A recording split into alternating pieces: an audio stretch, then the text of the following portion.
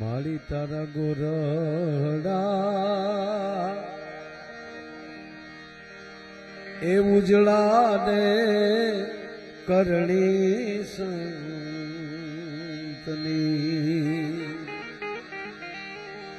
બાઈ તારા વલોણા એ ભૂખવે રે પેલે ભોર રે મચ્છરાળી મોગ એ બાઈ તું ગાંડી થઈ દણકી રે ડુંગર ગાડીએ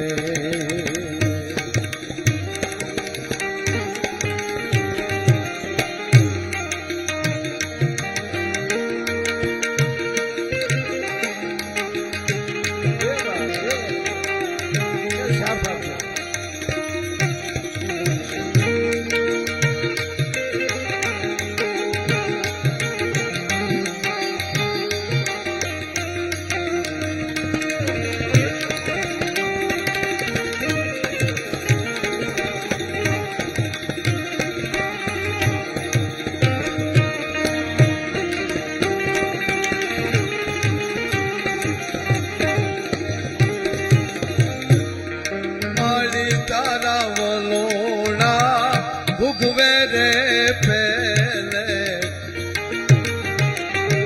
ઓર રે મચ્છરાળી મોગ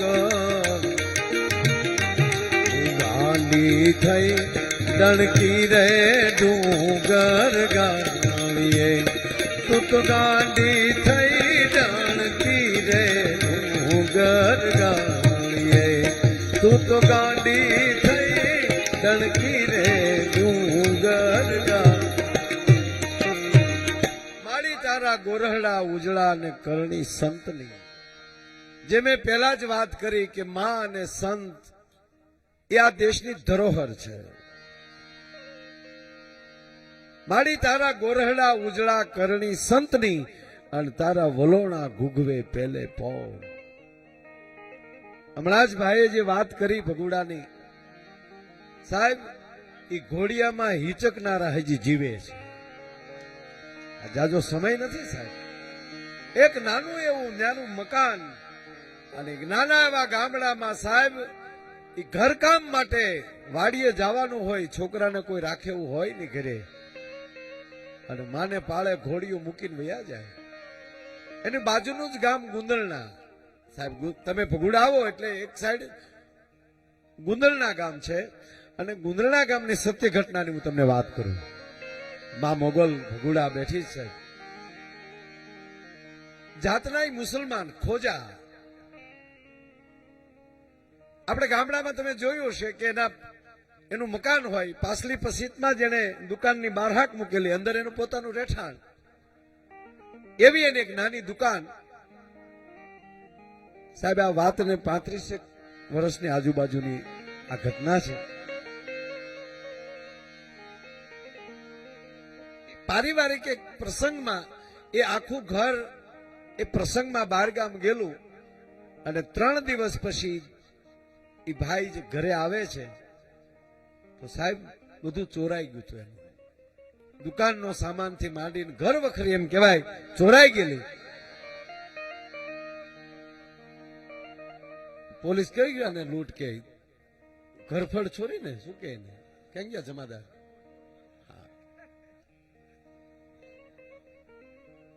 ઘરમાં આટો વાટો વાટીને ટૂંકમાં ચોર નીકળી ગયેલા. આ સત્ય વાત કરું સાહેબ તમને. મારે તમને હસાવા છે. છેલ્લો રાઉન્ડ મને કીધું એટલે નકર ઓલો જ રાઉન્ડ મેં 1.5 કલાક લઈ લીધો. મેં કીધું જાજા કલાકારો છે બધા, એક એક રાઉન્ડ લે એટલે પ્રોગ્રામ પૂરો થાય, પાઘડી વાહી જાય એમ. આમાં હું છે મઢી નાની ને સાધુ વધી ગયા હતા એટલે ટેજ ઉપર જેટલા હામા હતા એટલા અમે ટેજ ઉપર હતા. મને ખબર નહોતી એટલા બધા ભેગા, એટલે નહીતર હું હજી ટૂંકો રાઉન્ડ લે. પણ હવે એટલા કિલોમીટર કાપીને આવ્યા હોય તમે, એટલી બધી માનવ મેદની ઉભરાણી હોય, અને પછી શું થાય, પછી હળ ન હુજે કાંઈ. પણ આ વાત તમે પ્રસંગ સાંભળજો સાહેબ. આ ભગવતી શું કરે. એ માણસ ગામમાં સોધાર આસુડે રડે છે. ગામના સરપંચ આવ્યા, એને વાત કરી કે ભાઈ મારું આવી રીતે લૂંટાઈ ગયું. પોલીસને પણ ફરિયાદ લખી, પણ એને કોકે કીધું કે ગાંડા ભગુડા તારે 2 કિલોમીટર થાય, ક્યાં આઘું છે, માને પાળે માથું મૂકીને એકવાર. પણ હું તો મુસલમાન છું. તાકી તો આપણે ભેદભાવ ઉભા કર્યા છે, માની આગળ ભેદભાવ ન હોય. અને કહેવાય ગયો સાહેબ ઈ માણસ ભગુડા જઈ અને માં મોગલની પાળે બેહી ગયો અને આંખમાંથી આહુડાની ધાર થઈ. માં મેં કોઈ દી તારું નામ નથી લીધું, કોઈ દી મેં તારું સ્મરણ નથી કર્યું, પણ આ તો બુડતો માણસ છે, તું માં છો. મારું સંપૂર્ણ ભરોસાથી હું તારું નામ લઉં છું અને આજ પછી હું માં તને કોઈ દી ભૂલીશ નહીં.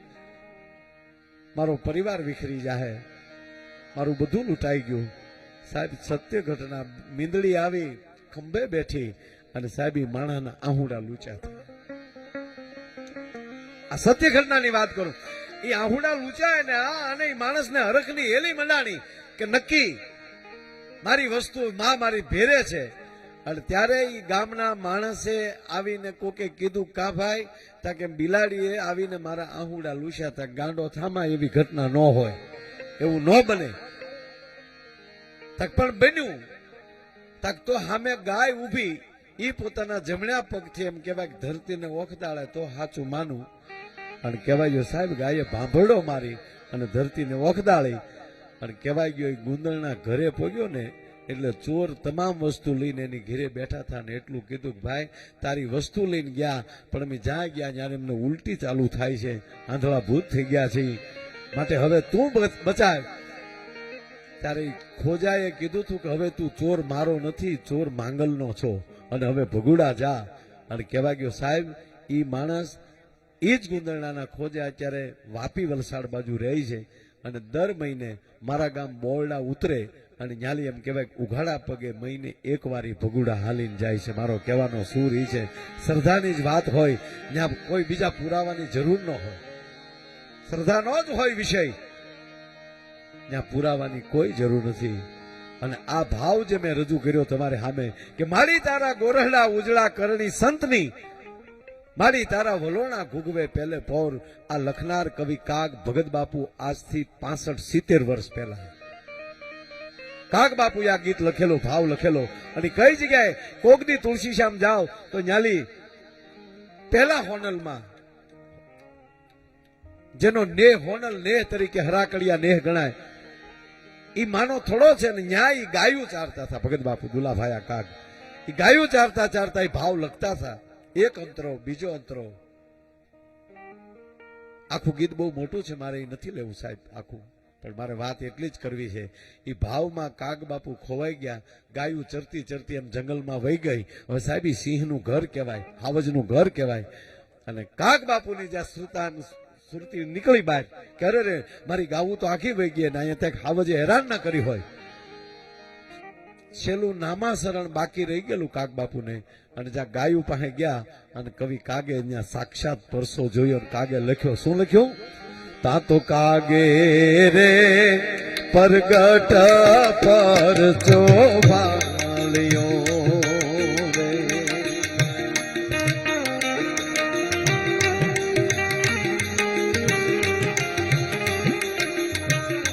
એનું કાગે રે પરગટ પરચો વાળ્યો રે.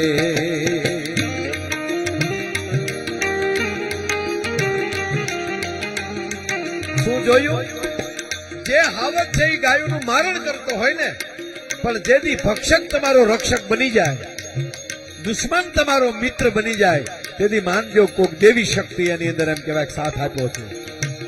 શું જોયું કાગ બાપુએ? એના વાસરું એ ચારે છે ગીરનો રાજા રે, મછરાળી મોન ગાડી તું તો ગાંડી થઈ દણતી રે ડુંગર ગાલીએ, તું તો ગાંડી